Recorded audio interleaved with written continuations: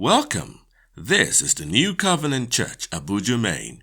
We are sure that God has ordered your steps and are glad to have you fellowship with us.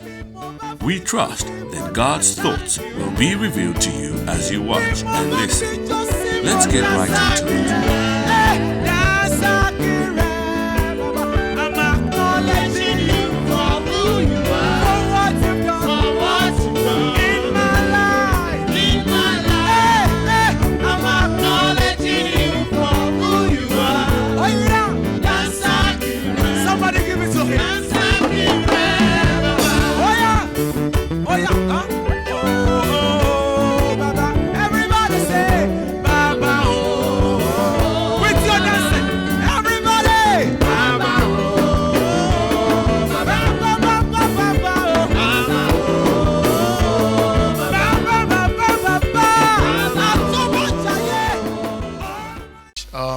The Bible passage on times and seasons, Genesis 8:22, while the earth remains, seed time and harvest, cold and heat, winter and summer, day and night shall not cease. When you look at the verse before, God did not say it. It was in the heart of God. It was in the heart of God. And we now looked at the background. What was the background? What led to God having this thought? There was great wickedness of man with the intent of evil thoughts. Adam and Eve had disobeyed and taken the fruit of the tree that they were not supposed to. And Abel had killed Cain. So in a few centuries that the world began, evil things had pervaded the atmosphere, which led God to say in Genesis 6:3, people were living up to 900 years then. I would say is our own 60 or 70 years now. People were doing 900 years. It was like pure water. So God had to shorten man's lifespan to 120 years. Because I'm sure he looked at it that if these people with this rate of evil thoughts and intents, if you allow them to do 900 years, God, he may not be able to contain what will happen. Thereafter, he now decided that it was good to just destroy the whole earth, which he did with the flood. The flood took 1 year and 10 days, and probably during this period, because when you have rain 24/7 and you don't know when it was day or night, Noah and his family probably lost sense of time. So God had to assure them that, one, he will not destroy the world with flood again, and secondly, that seed time and harvest, cold and heat, winter and summer, day and night, they will not cease. So what is time? Time is the accumulation of day and night. Time is also the period in which something occurs. Seasons are the time frame allotted for an occurrence. Whether, we have dry season and wet season. Season also stands for, it also mirrors the different phases of our lives, as we will see in the coming moments and days. So we started with seed time. What is seed time? Seed time, that is your planting season.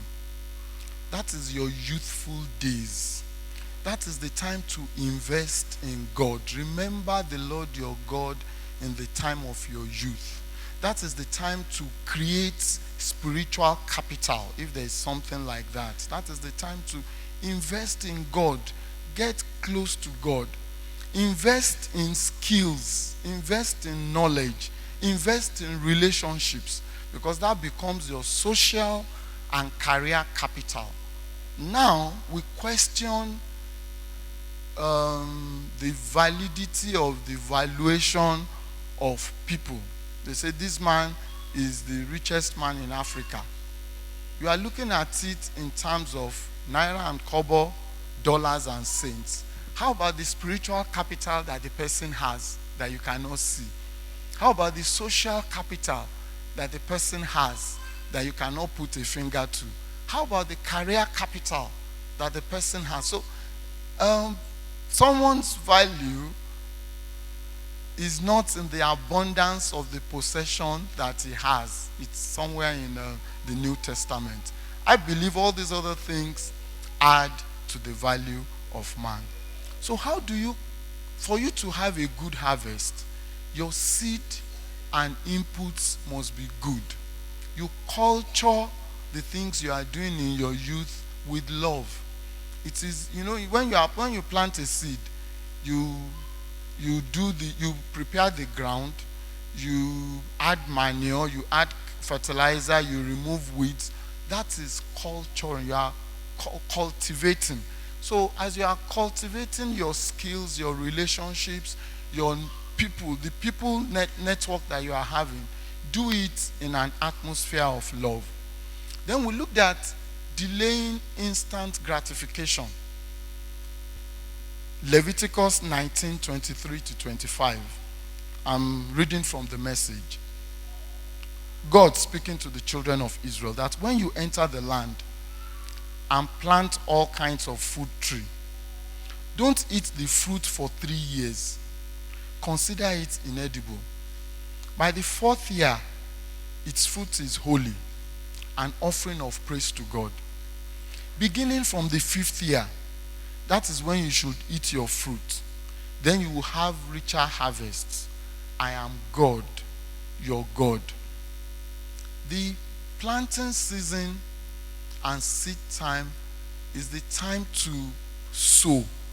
It is the time that you delay instant gratification. We looked at it that when an Igbo man or an Anambra, Nnewi, not even the whole of Anambra now, we're even she's Nnewi axis, Onitsha axis, and the Aba boys. By the time he stops sleeping in shop, he has built at least a mansion, not a house now, in the village, before he will rent a house. And he will not rent it like we will say, no, I want to stay alone.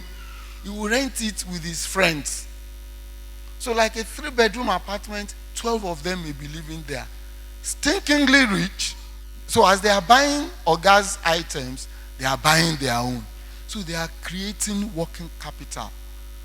Our own. I see the phones that some ladies use. The phone is maybe 5 or 6 times the price of the Okada that they are riding. And you wonder, do these people really know the value of money? Some of them will carry phones that their parents are reeling under loans. They don't have money to pay house rent. She'll be carrying phone of 400,000. The house rent is 50,000. And you wonder, that person will be saying, God is not blessing me. God does not waste his resources. He targets people who know how to handle resources. It's in Leviticus that we read. When you enter that land, don't eat until the 5th year.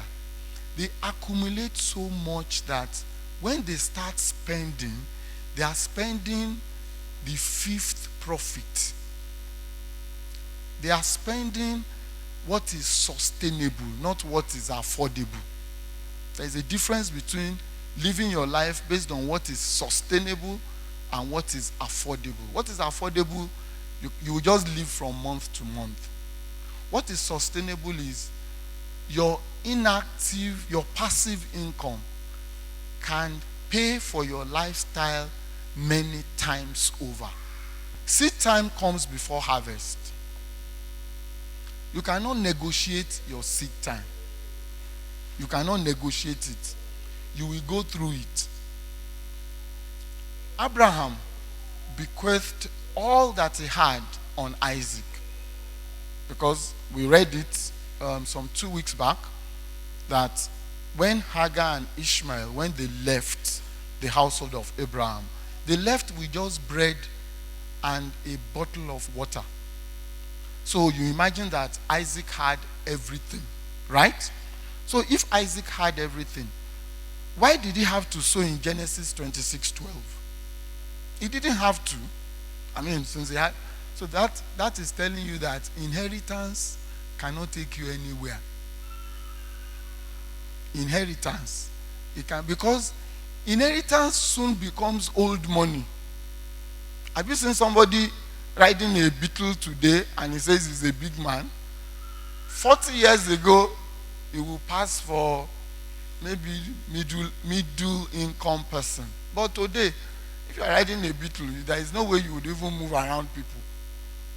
Praise the Lord. So money and life has to be regenerated. It has to be renewed. It becomes old.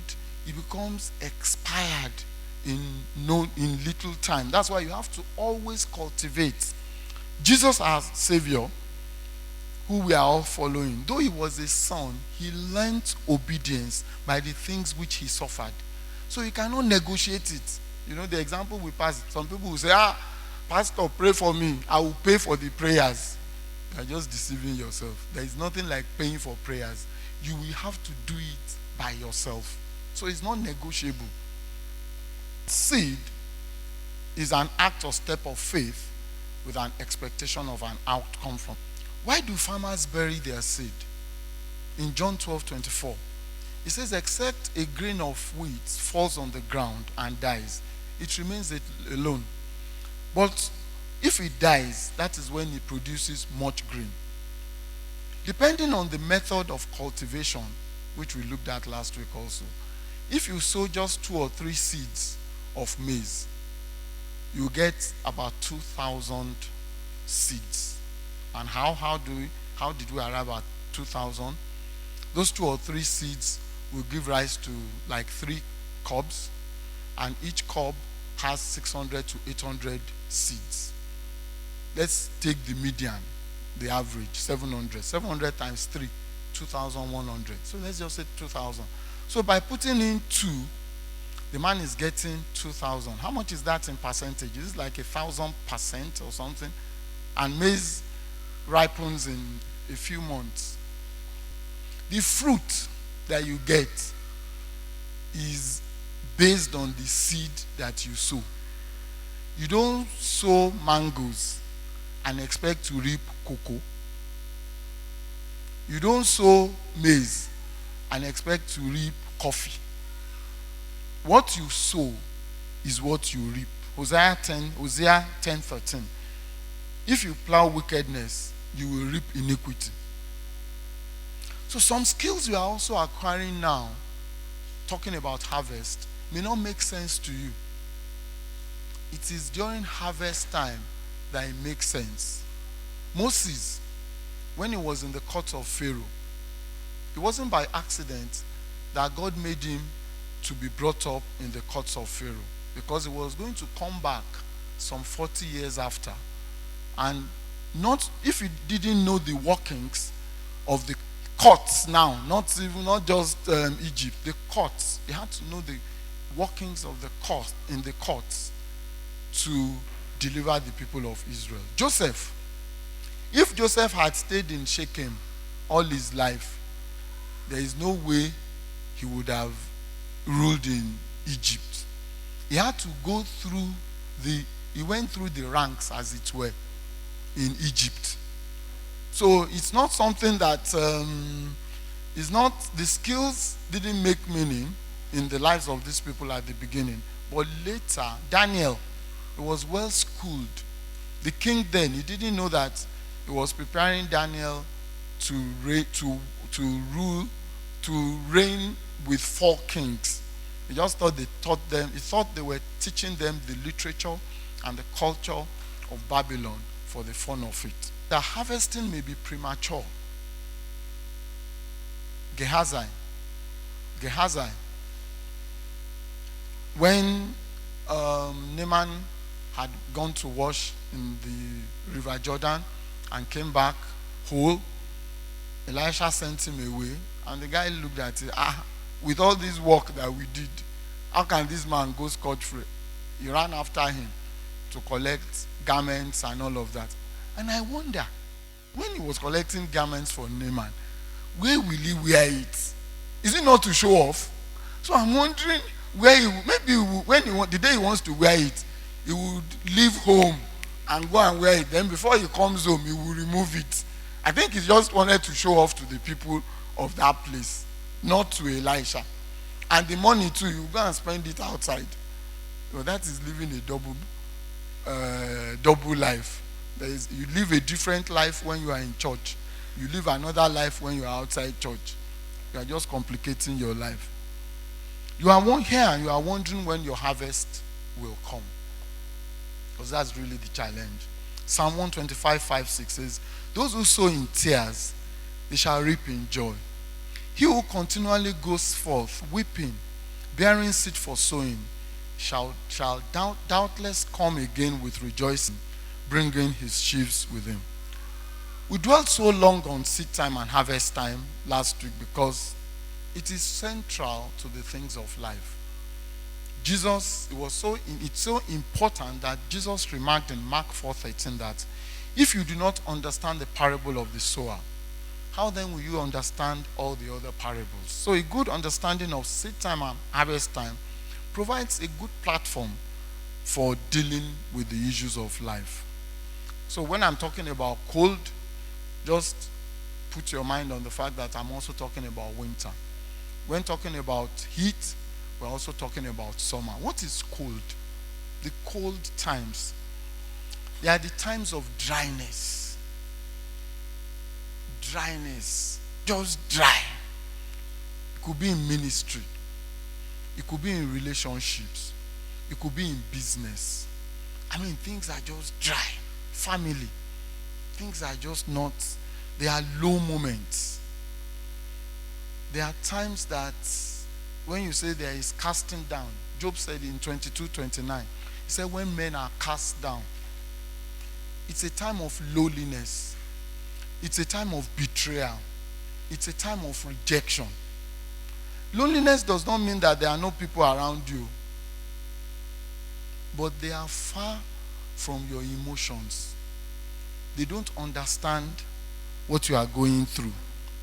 I'll share, I don't know, it keeps coming. I've been avoiding it, but it just keeps coming. I'll share a personal experience. When I was the only child of my mother for 7 years. So when I was 8 years, I had to move in to stay with my dad. The first 3 months was like I was in hell on earth. So I ran to her. Those of you who know Lagos very well, I was 8 years old. I went from Idiaraba to Akoka. My running away was that I'm not living with my father again. No, I want to live with you. So when she came back in the evening, she gave me 3 sets of advice that has guided my life till today.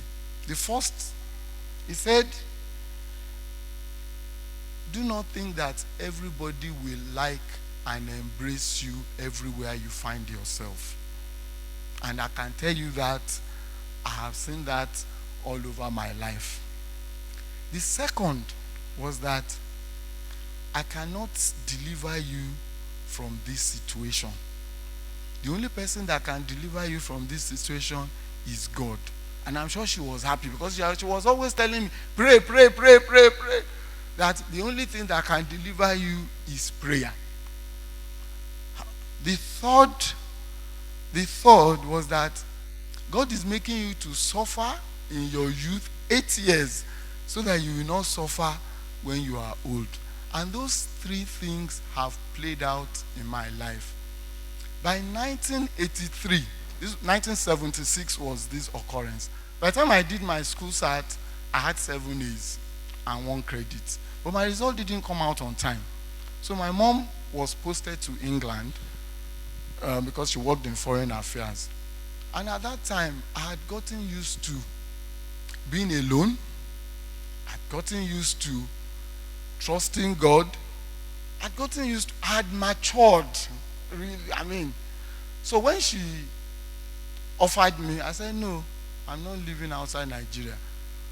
She said, Ninu Yatowa, I said, no, in the suffering that you are in, I said, that is a thing of the past. Because, you will mature you will mature quickly. I think about 2 weeks after I turned down the offer was when my result came. My result came today. The time I was waiting for my WAEC result, the only thing I was doing at home was play draft. I knew every move of draft. My result came this night like this. The following day, I was on my way to Ife. When I now graduated from university in 1987, I don't know, our priest at home, the Thanksgiving service that was held for me, that was what the man used to minister. That when God turned around the captivity of Zion, we were like them that dream dreams. So I don't know what you are going through today. The 3 things he said, I have gone through, I am going through, and I will still go through. Lonely times will come. Cold times will come. Winter times will come. I don't know when your own will come. In fact, I thank God mine came as a very young boy. So he didn't have a debilitating effect, as it were, on me. Some of us are going through it in old age. It can be really challenging because you have already matured, enjoying life. I listened to a man of God. The man had first class when he had his first degree. He said up until the day that he had his first class, or up until the day of his graduation, life was miserable. But he said that day of his graduation that he had first class, he made up for a lifetime of misery. Someone is here, I know someone too. The place where the man, when they were coming from the farm, the place where he rests under a tree, he bought the land, I think about 20,000 square meters around that place. Someone may be facing eviction as we speak. God is saying that place that they want to evict you from, you end up owning the place by the grace of God. So what is it that you are going through? Your time of loneliness also happens because your expectation is different. What you have in mind is not what people have in mind. Jesus, when he went through his winter and cold moments, he started from the Garden of Gethsemane to the crucifixion on the cross of Calvary. The Jews were expecting a Messiah that would come and destroy the Roman Empire. They didn't know that the Messiah that was coming would come as a lamb. And their mind was he would destroy the Roman Empire. They didn't know that the Messiah that God was sending would deliver them from sin, from slavery, and from poverty. They were looking at it from only the perspective of slavery because they were enslaved to the Roman Empire. So when you are also, when your mind is different, is working differently to the people around you, you will be lonely because you are the only one seeing what God is showing you. Other people will not. John 16:2 says, they will put you out of the synagogues. Yes, the time is coming that whoever kills you will think that is offering God service. But Matthew 10:28 says that, do not fear those who kill the body, but cannot kill the soul. Rather, fear him who is able to destroy both the soul and the body in hell. So what is it that you are going through that you believe you have to compromise? But the good thing about seasons is that they come and go. They come and go. There is no season that lasts forever. The good seasons, they don't last forever. The not good seasons, they don't last forever. And then be careful of the decisions that you take during the cold season of your life. Saul, in the second year of his reign, in 1 Samuel 13, after waiting for 7 days and Samuel didn't come, He said, the people were scattered. So that was his cold period too.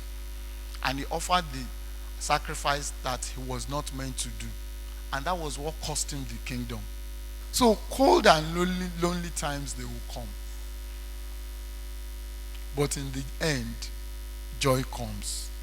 Jesus had his nights that was cold and dry.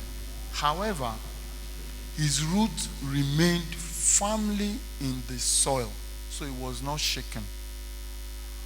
God is telling us this morning, you are going to go through your situations and your circumstances and challenges. You cannot wish it away, and you cannot negotiate it. However, your roots should remain firmly in the ground so that you are not shaken by every wave, every wind, doctrine that comes. Everybody say, Baba, oh. With your dancing, everybody, Baba, oh. Baba, Baba, Baba, oh. Baba, oh. Baba, Baba, Baba, not so much, yeah. Almighty God will say, ancient of days, everlasting Father will celebrate you. Oh, yes, I'm acknowledging you for who you are, for what you've done in my life. I'm acknowledging you for who you are. That's how you read. That's how you read. We know that you were blessed by the message. Kindly make it to our service at 9 a.m. on Sundays at the address displayed, or watch our broadcast on YouTube at 12 p.m. Thank you, and God bless you.